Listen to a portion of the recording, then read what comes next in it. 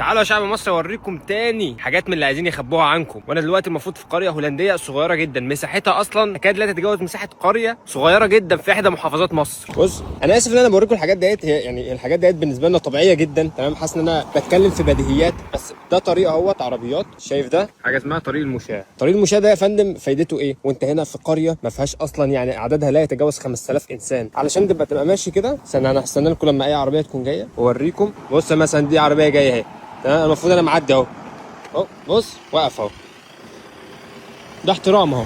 بص دي اسمها ايه؟ اولويه المرور. انا ليا الاولويه، اي عربيه معديه بص هتلاقي كلهم بيقفوا. دي مثلا برضه اهو، بص اهو نفس الكلام بالسن. هعدي انا اهو، يعني معدي اهو، واقف اهو. فهمت اللي انا بتكلم فيه؟ ده بديهيات، يعني عارف انت لا تتخيل الحياه من غير. تخيل ده ابسط الحاجات دهيت علشان تضمن سلامتك وراحتك في قريه مدينه ايا تكن. هو موفرها لك، هو عاملها لك، موفر لك طرق نظيفه، موفر لك حاجات تريح حياتك، مش بيذلك، مش بيقول لك ادفع علشان تعدي، مش بيقول لك صبح على مصر بجنيه. ولو ان انت بتدفع ضرايب هنا، عشان هيجي واحد في التعليقات يقول لي احنا بندفع ضرايب. يا بابا احنا بندفع ضرايب، بنلاقي في حياتنا، بنلاقي اثرها على حياتنا، وبنقدر كمان نحوش وننبسط من حياتنا. علشان يعمل لي طرق زي دهيت ويعمل لي طريق للمشاة اقدر اعدي منه في حته حاره صغيره، لو انا معدي وفي عربيه جايه لازم توقف لي. وده يا شعب مصر جزء بسيط جدا من الحاجات اللي بيحاولوا يخبوها عنكم ويقنعوكم ان الناس بره كلها بتعاني والعالم كله بيعاني ولازم نصبر ونستحمل عشان يجي واحد كلب منتفع بياكل على كل الموائد زي مصطفى بكري يطلع علينا من يومين بفيديو ويقول لنا. لكن هل لو الناس خرجت وخربت بلدها ممكن ده يكون للإصلاح ولا هيكون دمار كامل يخلي الناس تندم على ده؟ لكن ساعتها لن يفيد الندم في شيء. الدمار هيوصل لكل البيوت، البلطجية والحرامية هيخرجوا من جحورهم ومن السجون وأقسام الشرطة، وهم اللي هيسيطروا وينهبوا ويقتلوا ويدخلوا البيوت ويستولوا عليها ويطردوك من بيتك، وساعتها مش هتلاقي حد يسأل فيك. انت متخيل الوقاحة والحقارة؟ بيسرقك ويذلك ويستعبدك ومعيشك في قرف وفقر، وحرفيا قلبوها زريبة، بقت زريبة الحيوانات ما تقدرش تعيش فيها. ويهددك كمان انك لو قررت تطالب بكرامتك بحقوقك بإنسانيتك اللي ربنا خلقك عليها هيطلع لك البلطجية والمجرمين يخوفوك ويسرقوك وياخدوا بيتك.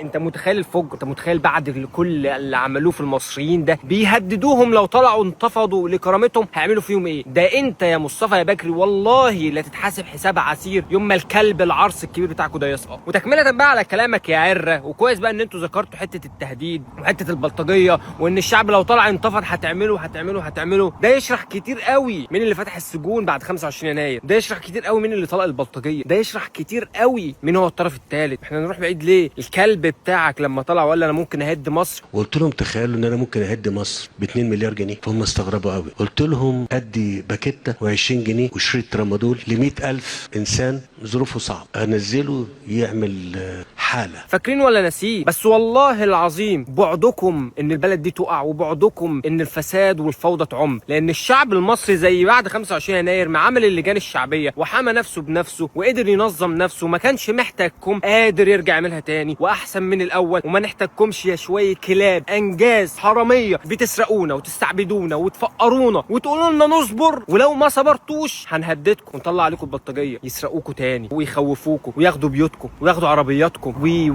يا شويه رمم اتفوا عليكم. ده انت رمه، ده انت لو في بلد فيها ربع جنيه قانون كان زمانك متحاسب حساب عسير. بس والله يا مصطفى يا بكري يا كلب اعمل حسابك، طلع باسبورك وحاول على قد ما تقدر تحط فيه اي تاشيره، عشان والله يوم ما الدنيا تفرض والله لن نقفل لكم المطارات دي، ما فيش كلب منكم هيطلع، واحنا هنرجع باذن الله. الخارج والداخل هيلتحم مع بعض، واحنا هنا صوت اهلنا وصوت الشعب المصري، واللي بتحاولوا تخبوه عنهم وتعيشوهم في جحيم وتعيشوهم في زريبه وتقنعوهم ان ده الطبيعي وتذلوهم وتهددوهم وتخوفوهم، والله ما هنسكت عليه. واحنا مش منفصلين عنهم، بيننا وبينهم كده حبل سري، هنفضل نتكلم وهننظم انفسنا الداخل والخارج بطرق والله ما هتقدروا حتى تقاوموها ولا تقدروا تتوقعوها. الصبر بس. شكرا ان انت فكرتنا باهميه اللجان الشعبيه، شكرا انك فكرتنا بحقيقه ان انتوا انجاز خنازير ممكن تولعوا في البلد كلها لاجل تحموا رقابكم وتحموا الكلب الحرامي الكبير انتوا وشويه المنتفعين. والله لا يجي اليوم وهتجروا في الشوارع وبكره الثوره تشيل ما تخلي. وساعتها بفتكر انك عمرك ما كنت مظلوم، انت طول عمرك ظالم بتاكل على كل الموائد يا رمه. يا عار على الصعيد وجدعنته واهله. هنعمل حساب اللجان الشعبيه، وهنعمل حساب ان البلد عمرها ما تقلب فوضى، وهنحمي بلدنا بنفسنا، وهنطردكم منها طردة الكلاب، وهتتحاسبوا، والبلد دي هترجع لاهلها يعيشوا فيها بكرامه، يلاقوا شوارع نظيفه يقدروا يمشوا فيها، يلاقوا حياه كريمه، يلاقوا مستشفيات، يلاقوا مدارس، يحسوا انهم بني ادمين ودي بلدهم فعلا، مش البلد اللي خليتوها كهن وبلد بقت زي الزريبه على ايديكم يا شويه حراميه. ان غدا لناظره قريب، والله ما هتحكموا مصر ولا هتقدروا تتحكموا في الشعب المصري، ويوم الكرامه جاي ان شاء الله قريب.